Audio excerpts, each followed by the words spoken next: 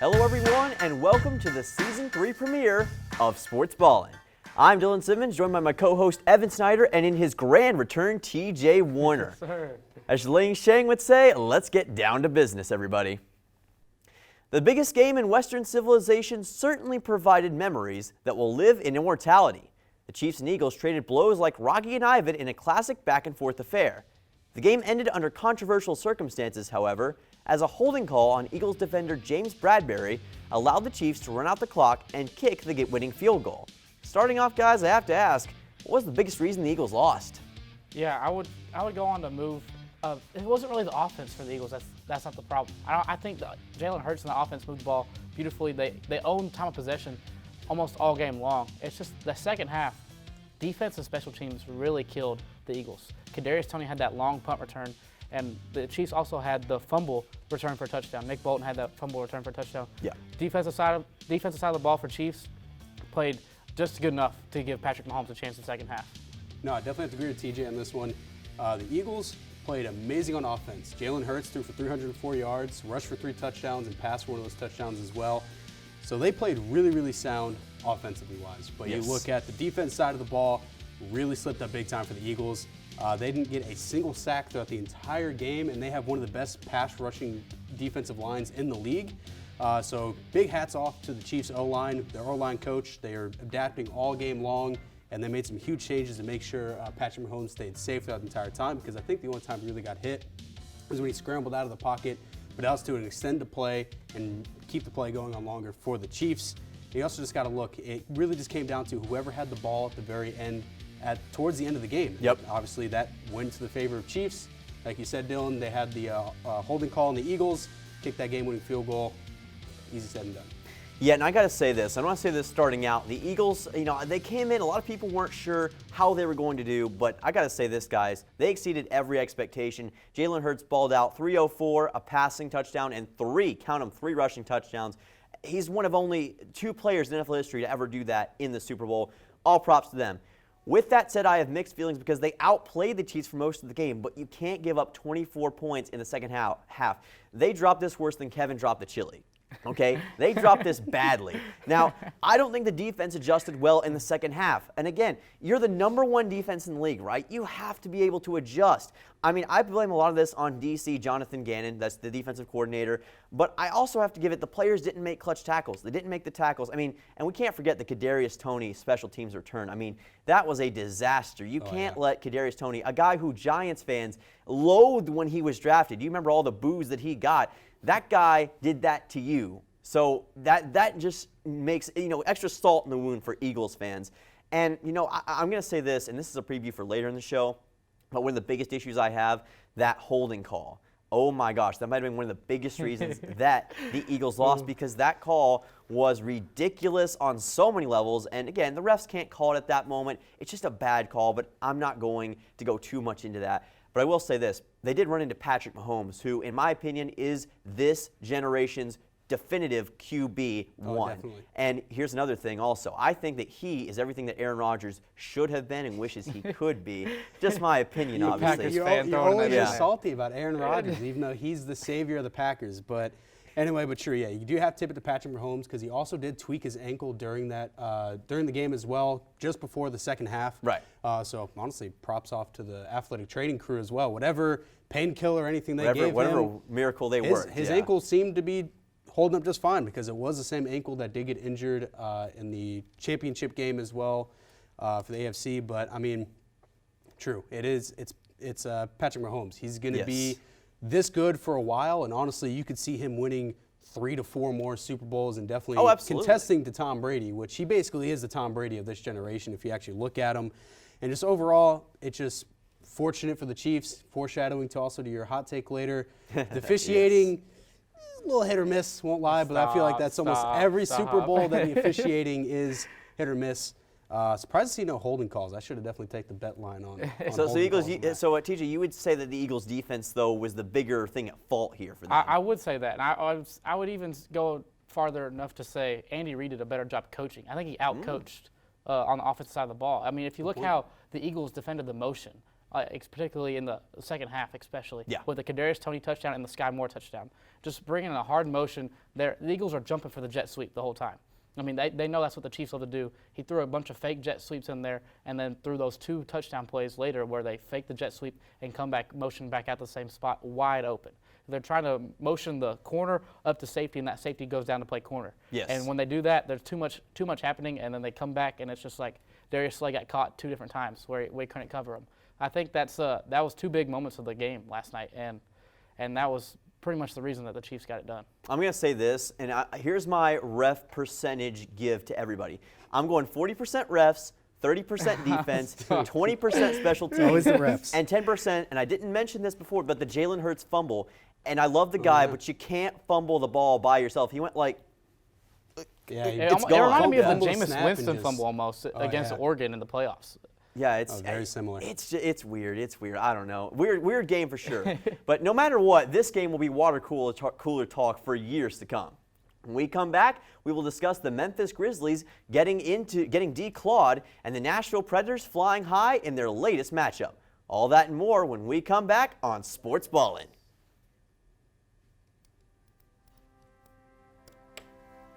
America, welcome home the brave. The brave men and women who serve their country are coming home. Home to their cities and towns. Home to their mountains and valleys. Home to their families and friends. Home to America. Some of these warriors are coming home with wounds you can see, and some with wounds you can't see, like post-traumatic stress disorder. Wounded Warrior Project was created to provide the support these wounded veterans need to ensure their return to America is well-adjusted and successful. But we need your help to ensure that our mission is a success. Help us honor and empower these wounded warriors. Contact us at findwwp.org. America, welcome home the brave.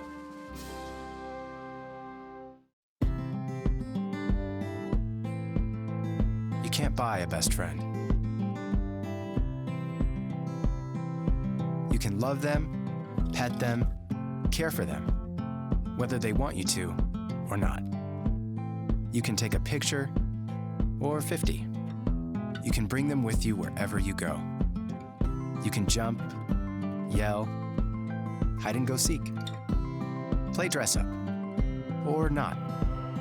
Go for a walk, or not. You can fly to the moon, travel the world, or just stay in bed. You can't buy a best friend like that. But you can adopt one. 'Cause we're connected. We're connected.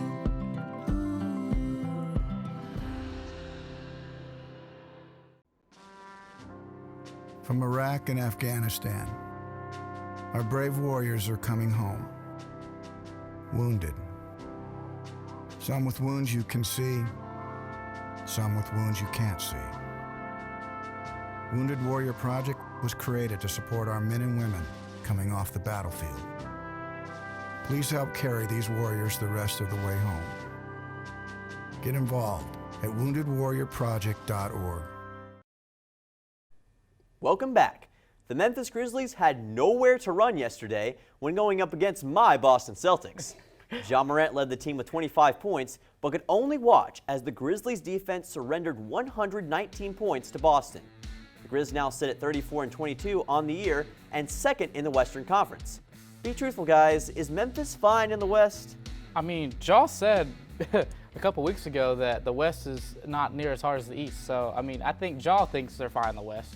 I think there's no question about that. I mean, I think now after the trade deadline, the West is definitely way deeper than the East. No doubt about it. I don't think that's even an argument anymore. The Grizzlies are fine, but in this game, it really came down to the three-point shooting of the Celtics. I mean, Al Horford just lit it up late. He had 4 3-pointers. Sam Hauser had 6 in the game. I mean, who would have thought if you came into the game that Sam Hauser was going to hit 6 threes tonight? Like, I don't think anyone thinks that at all. But the Celtics' three-point shooting was impeccable last night, and that's the reason why they got that win. All I'm going to say is the Celtics have, 2 solid years, and all of a sudden Dylan becomes a bandwagon fan. Not a bandwagon. I'm just going to throw that out there. So bandwagon. But anyway, it was a tough loss for the Grizzlies. Worried about being in the West? I think if they definitely don't step it up here soon, there are some worry because the farther you fall down that seeding, the worse. Sure, maybe the West isn't as strong as the East because the Celtics arguably are probably one of the best teams in the NBA right now. They're number one in power rankings. Yeah, they are number one in power for a rankings. reason. And there are probably the favorite in the East to make it to the NBA Finals to begin with. And you also just look at this game in general. I think also you look at the Celtics starters, and you also look at their bench players coming off the bench. Everybody contributed all the way around for Celtics to get this big win over the Grizzlies. And I think you look at the Grizzlies, that's where they lack. The players come off the bench, didn't really produce as much. Yep. Sure, you did have Ja Morant, who did drop 25 points. He had 6 rebounds and also 7 assists to go along with that. But the Grizzlies are a team like, sure, you can run this offense through Ja, but you can only do that so much. And when you get against good teams like the Celtics and other teams in the East and also in the Western Conference, it's going to cost you. it's going to cost you. So you definitely need to, if you're the Grizzlies here, you bounce back hopefully against the Jazz, which should hopefully be a little bit easier of a win. And with Laurie Marketing playing right now, I don't know if it is now. True. We need everybody to contribute basically with the Grizzlies. I'm going to keep mine short and sweet, but Boston absolutely is a machine right now, and there's no way the Grizzlies can come back into it. But I got to say, them giving up points to Derek White and Sam Hauser, 23 and 20, that's a bad sign, something that they need to be really, really concerned about. So I'm concerned for the Grizzlies, but we'll see what they can do. The Preds found themselves in a dogfight on Saturday. Nashville went head-to-head as they took on the Philadelphia Flyers and had to deal with a great performance by goalie Carter Hart. However, Matt Duchene and Nino Niederreiter rose to the occasion and scored 2 combined goals, including the game winner in overtime. I know it's been a while for us guys, but how have the Preds turned their fortunes around? Oh, it's been rough. Let's put it that way. Currently sitting, I believe, a spot out behind the Calgary Flames for the wild card. Yes. And the Preds, they've just been playing hit or miss recently. Sure, it's a huge win over the Flyers, but the Flyers are kind of a run-of-the-mill team in the Eastern Conference, and especially going to overtime. But Hart did have a really good performance, like you said, Dylan, for the Flyers. But you really got to look here for the Preds. If they want to have success and really make a big wild card push, UC Saros got to step it up a little bit. He did play really well in this game, saved 23 out of the 24 shots he did face and letting up only 1 goal. And you're really starting to see a little more productivity from Nino Niederreiter and Matt Duchene, who honestly, other than Phillips Forsberg, are the 2 driving factors of this offense. Absolutely. And Duchene did score the overtime goal. He also assists Nino Niederreiter's goal as well. So I think the Preds need to lock it down here and really focus up. Well, I think that they've got a chance here, but to me the biggest thing that I saw is, we saw UC Saros and Carter Hart both with great performances, 23 saves each, but as Optimus Prime once said, one can stand, one's going to fall. That's what happened here. Great performance by Saros, and the Preds showed something in overtime, but at the same time, they've been falling a little bit lately, and they're going to have to really buckle down to get this done. Like losing the Coyotes tonight, 42. Yeah, we don't want to talk about that. Move on. We're not going to talk too much about that. Things are certainly closing in like Fort Knox right now for the Predators. When we come back, it's time for everybody's favorite segment and the return of a tradition even better than turkey on Thanksgiving. Hot Takes of the Week. We'll take it from 0 to 100 real quick when we come back. Stick around.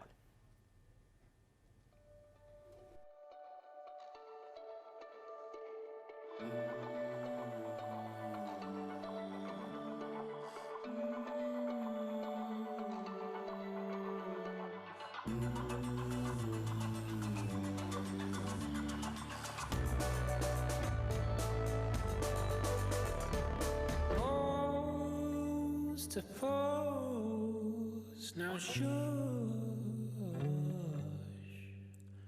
She makes the sound she makes to calm me down.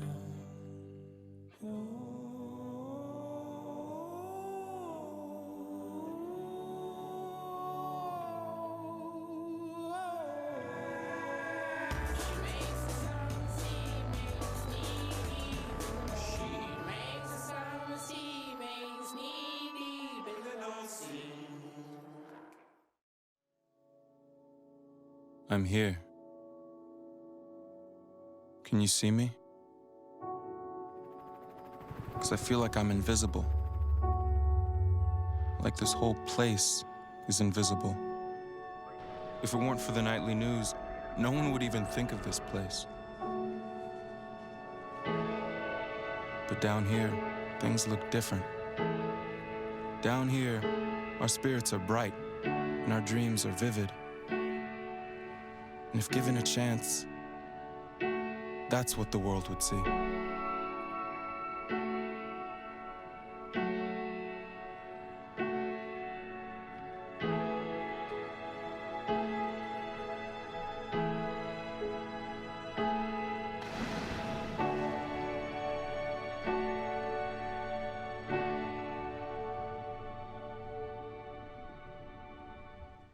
In the past 50 years, we've made a lot of progress in smoking prevention. But if we don't do more, 1 out of every 13 children alive today will die early from smoking. That's 5.6 million precious lives we can save. Together, we can make the next generation tobacco-free.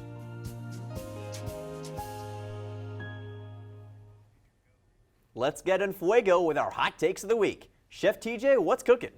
So for my hot take of the week, I'm going back to the Super Bowl. Well, we already talked about it a little bit. Okay. This holding call right here on James Bradbury on Juju. Don't do this. It was the right call. Oh, Don't blame the referees when they're throwing the flag when it's the right call. Don't say it's uncatchable ball because that does not matter for holding. Don't throw that out there. James Bradbury even came out and said after the game, I tugged his jersey. It was the right call. I agree. The whole Eagles team and coaching staff even said, doesn't come down to one call. It's not on us. The refs threw it when they thought they had it right. I think that was the right call. I mean, if you look at it, he obviously grabs the jersey on the whip route at the beginning, and then when he tries to turn upfield again. Look at it. How do you not see that as a holding? He throws it back. That's a holding call, and you can't really maybe argue the it. second grab is questionable, but I'm going to agree with Greg Olson. I think during this situation, sure, it did not affect the outcome of Juju getting to the ball because that ball is overthrown to begin with. Right. But I think in this situation, I'm going to agree with Greg Olson. You have to let him play here because that is the situation that's going on. They're both kind of fighting for this route. Sure, maybe that second grab's a little questionable, but I think if you're the ref there, you hang on to that there's flag. two grabs. And you don't call that. I feel like you don't call No, it. and here's the thing. I know it's technically within the rule book, the right call, but Yeah, that's you how can't. But you haven't been calling that all game. That is a ticky-tack call to make, and especially in that moment. I'm of the philosophy you let the players settle it themselves. You let them get a little bit of contact. That's okay. It wasn't much. I mean, he grabbed him like maybe like that. Like that? Can you see like that? No, he definitely did. He You got saw like him that tug his much. jersey back. Juju flipped his He shoulders did not around. change him that much, okay? And honestly, these referees had a lot of issues. I'll get more into that later. But again, this is not even close to the right holding call because it takes away the chance and it ruins what was honestly a fantastic game. You know what James could have done? He could have not held, and the ball was uncatchable anyways, and Juju probably wouldn't have caught it. So I just think the refs should hang on to the If you flag. just don't touch him, maybe the Eagles still have a chance of winning the Super Bowl. Maybe it's still going on. He's just trying to defend, though, in that situation. Well, that's a holding. You can't hold on to him. We're not going to get anywhere. That's how it with you. goes, guys. Oh, my goodness. All right, Evan, what's your hot take? All right, kind of moving away from Super Bowl stuff. Going back to the Call of Duty League, Major 3, hosted by Optic Texas, is starting February 17th. League play does. My last Call of Duty hot take did not age too well because Atlanta FaZe did win a major. But I'm back again. Optic Texas will win Major 3. It is their home major, so they have that to look forward to. They also just made a huge pickup in Ghosty coming off the Challenger team. Also shout out to the College COD League as well, where he is an alumni of that, so it's great to see that. I think this roster now is going to be nasty. You have Ghosty replacing Illy, who honestly is going to bring more firepower to that AR position. And this whole roster, I feel like, is just going to compete no matter what. But sure, you do got to look at the surefire favorites, and Atlanta FaZe going back-to-back. You got to look at Rocker, Ultra, all these other teams. But I think Optic has what it takes to win this major. It's also in Texas, and the green wall is going to show out and really show support for Optic and make sure they win this major. Okay, I'm going to say this, and again, I'm not any esports aficionado, but I am going to say I did a little research, much like I did last season, and what helps Optic Texas here is the fact that it is home field advantage for them. They're hosting this Call of Duty semifinal, or Call of Duty major, I should say. They did make it to the semifinals of the Major 2 elimination bracket, so they're coming in with a little bit of momentum, which is going to help them out a lot. I think there's an opportunity for them here to strike, and I think that they've got the comfort of being home. A lot of teams are going to be stressing, and it's a bit of an unknown environment for them. They're going to have the opportunity to be at home, be a bit more comfortable, and that might help them clear their thoughts a little bit. again, I'm not huge in terms of the mental aspect of esports, but I do know this: in every sports, there's a mental game kind of going on inside the head. Definitely is. And I think when it comes to esports, it's the same way. So I think that's going to help Optic Texas out a lot here. Yeah, I mean, people talk about it a lot, how the Greenwall fans are one of the arguably the best fan base in all of Call of Duty, and they can really make or break a game, I feel like, because it's loud sometimes when other teams are playing, but you get the Greenwall out there, you get Optic playing, it's a whole nother extra level of loud to the point where, yeah, it can affect people and really affect people's mental game. And I just think this Optic roster just finally has it figured out. You got bringing back Dashy after Scump retired, which... Right. Shout out the King, by the way. Long live the King. They're definitely a team that's going to be something to watch for in the future, for sure. Oh, no, definitely. Yeah. And they're kind of almost in a win-now situation as well. So they have that also going for them. But I just think they just have that fire in them right now. They're going to get it done. All righty. So for my hot take, I'm going to say the NFL has the worst officiating of any professional league, and it's the truth. Okay, listen, I'm going to go back, and I'm going to keep it short, but there's so many examples of this. We're talking the 2018 AFC Championship game. Tom Brady gets hit, like, on the head. That's roughing the passer. What? And don't get me started on what the heck is a catch. The officials have been ruining good games like Disney ruined Star Wars. It's the same problem, okay? And I mean, we don't even need to get into the worst call of all time, the 2018 NFC Championship game.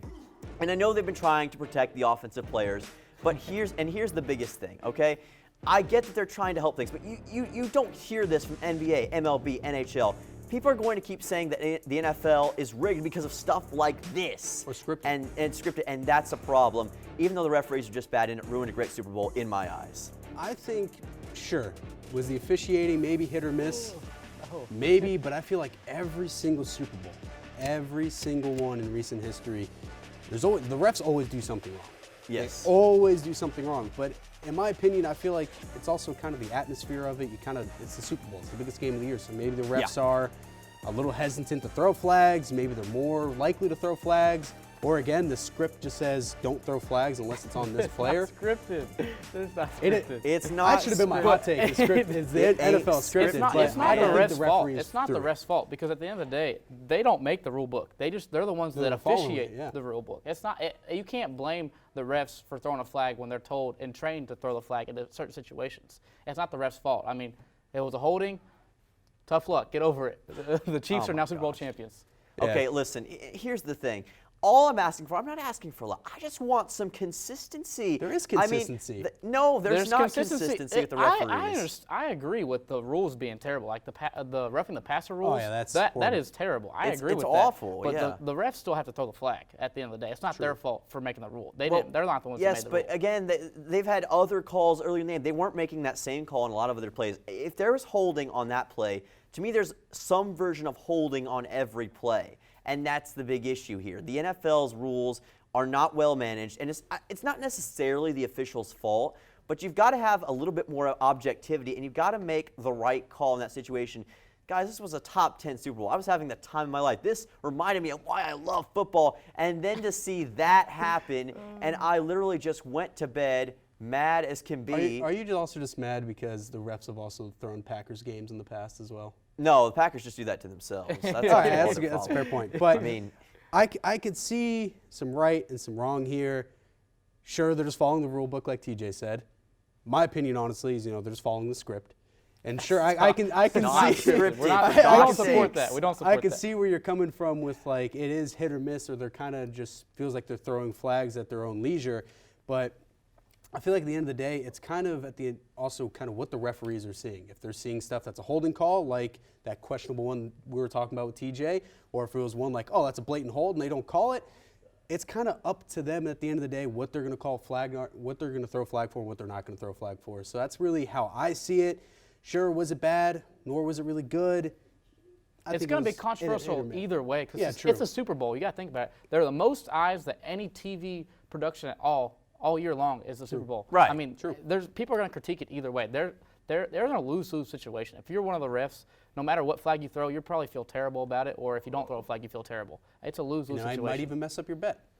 all I'm going to say is, I know Nick Sirianni was crying before the game, but I guarantee you he was feeling the sadness after the game too. Most definitely. Poor guy, they're going to make so many memes off of him, feel bad for you, but you coached a heck of a game and coached a heck of a season. Heck of. That's a discussion for a whole other time, guys. Anyway, and moving on. Open your fortune cookies and see into the future, because we've got your picks of the week when we return. Do not go anywhere. America, welcome home the brave. The brave men and women who serve their country are coming home. Home to their cities and towns. Home to their mountains and valleys. Home to their families and friends. Home to America. Some of these warriors are coming home with wounds you can see, and some with wounds you can't see, like post-traumatic stress disorder. Wounded Warrior Project was created to provide the support these wounded veterans need to ensure their return to America is well-adjusted and successful. But we need your help to ensure that our mission is a success. Help us honor and empower these wounded warriors. Contact us at findwwp.org.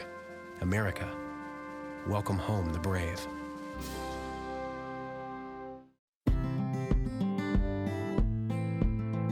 You can't buy a best friend. You can love them, pet them, care for them, whether they want you to or not. You can take a picture or 50. You can bring them with you wherever you go. You can jump, yell, hide and go seek, play dress up, or not. Go for a walk, or not. You can fly to the moon, travel the world, or just stay in bed. You can't buy a best friend like that. But you can adopt one. 'Cause we're connected. We're connected.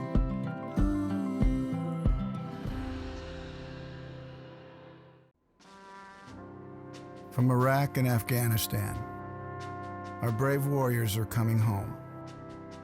Wounded. Some with wounds you can see, some with wounds you can't see. Wounded Warrior Project was created to support our men and women coming off the battlefield. Please help carry these warriors the rest of the way home. Get involved at woundedwarriorproject.org. Welcome back to Sportsballin. It's now time for our picks of the week. Let's get started first with Preds versus Bruins Thursday at 7. What are you thinking, guys? Well, Bobby Orr won me trivia at Nacho Saturday, so give me the Bruins.